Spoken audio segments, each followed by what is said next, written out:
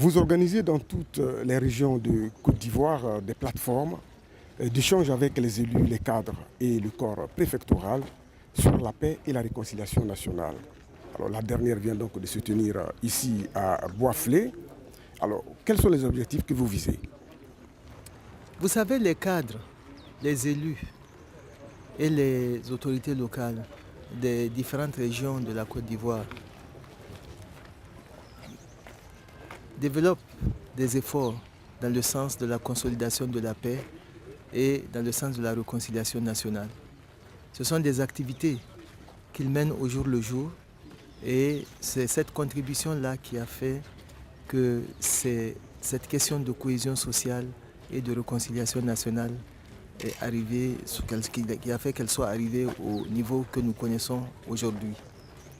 Donc il est vrai que nous développons des plateformes dans toutes les régions du pays, mais cette plateforme vise avant tout à accompagner et à encourager les élus, les cadres dans leurs engagements en matière de la paix et en matière aussi de cohésion sociale et de réconciliation nationale.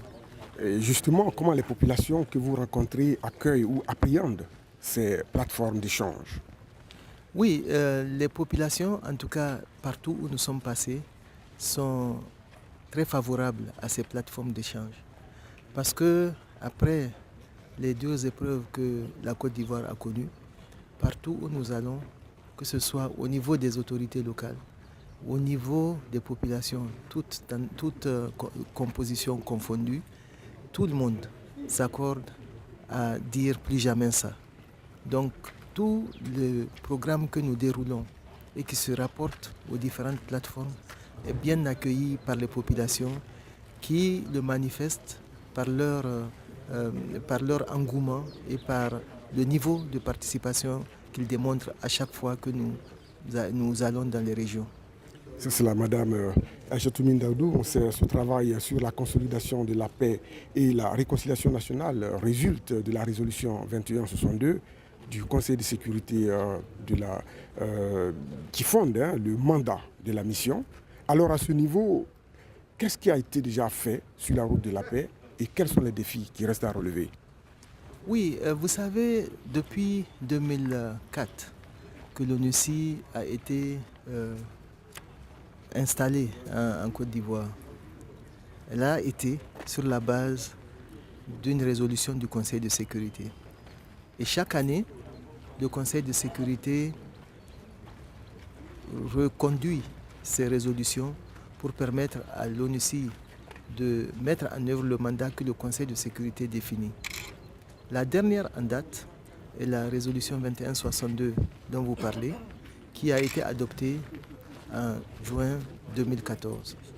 Donc si je dois vous dire ce qui a été fait en matière de cohésion sociale et de réconciliation nationale, je dois repartir depuis 2004 parce que toutes les résolutions des Nations Unies, du Conseil de sécurité qui se rapportaient à l'ONUCI ont donné pour mandat à l'ONUCI d'accompagner les autorités ivoiriennes et les populations ivoiriennes dans le sens du renforcement de la cohésion sociale, de la réconciliation nationale et du retour définitif à la paix.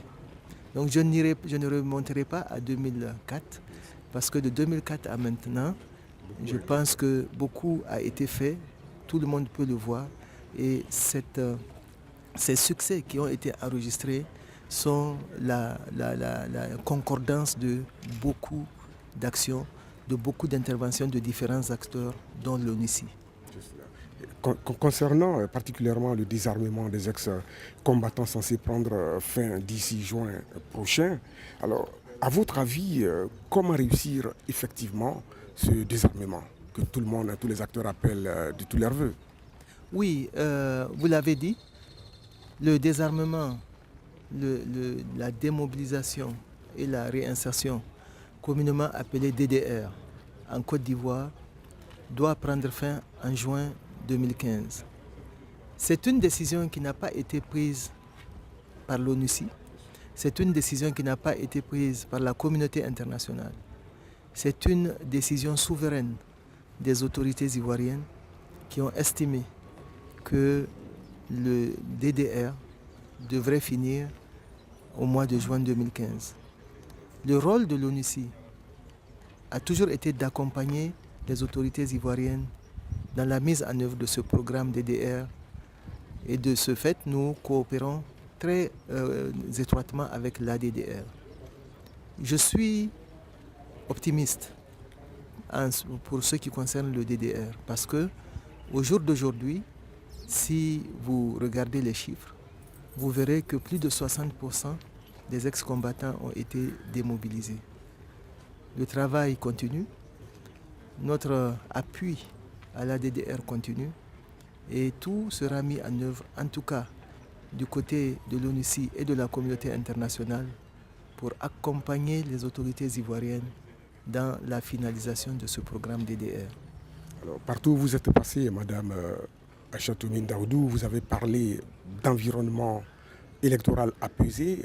2015 sonne comme une année électorale en Côte d'Ivoire. Alors, comment véritablement réussir des élections dans un environnement pacifié, apaisé? Vous savez, 2015, particulièrement octobre 2015, ce sera un tournant pour la Côte d'Ivoire. Ce sera aussi un tournant pour l'ONUCI.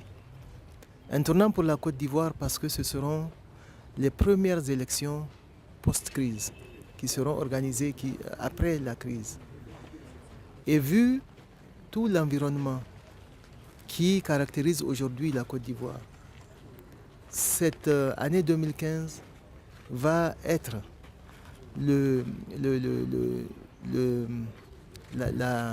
la preuve pour la Côte d'Ivoire que ce pays-là est redevenu un pays entre guillemets normal, qu'il a retrouvé la paix définitive. Donc c'est pour ça qu'il est important que tous les acteurs ici en Côte d'Ivoire, accompagnés et avec l'appui de l'ensemble de la communauté internationale, mettent tout en œuvre pour que ces élections-là se déroulent bien. Mettre tout en œuvre pour un début d'élection, ça signifie qu'il faut créer un environnement favorable à la tenue des élections.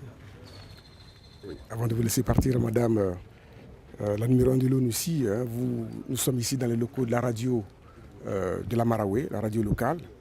Que représente une radio pour une mission de paix, pour la paix en général, pour vous? Oui, ce que représente une radio pour une mission de paix, je pense que je n'ai même pas besoin de répondre à cette question. Parce que ONUCI FM est ici, en Côte d'Ivoire, et ONUCI FM, la radio de la paix, est la radio numéro 1 que l'ensemble des Ivoiriennes et des Ivoiriens, et même de la communauté internationale présente en Côte d'Ivoire, écoute.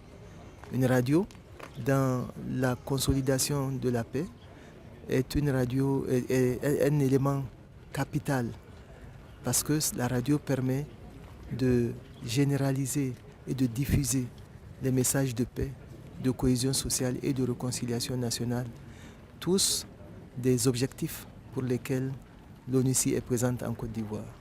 Alors, au moment où vous quittez justement Boisflé, quel est le message que vous avez aux populations de la Maraoué et surtout à tous les Ivoiriens?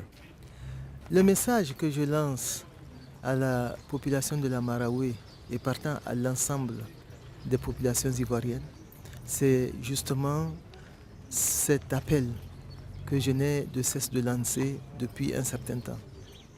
Chacune des Ivoiriennes et chacun des Ivoiriens doit tout mettre en œuvre pour apporter sa pierre à la mise en place de cet environnement favorable à la tenue d'un scrutin crédible en 2015.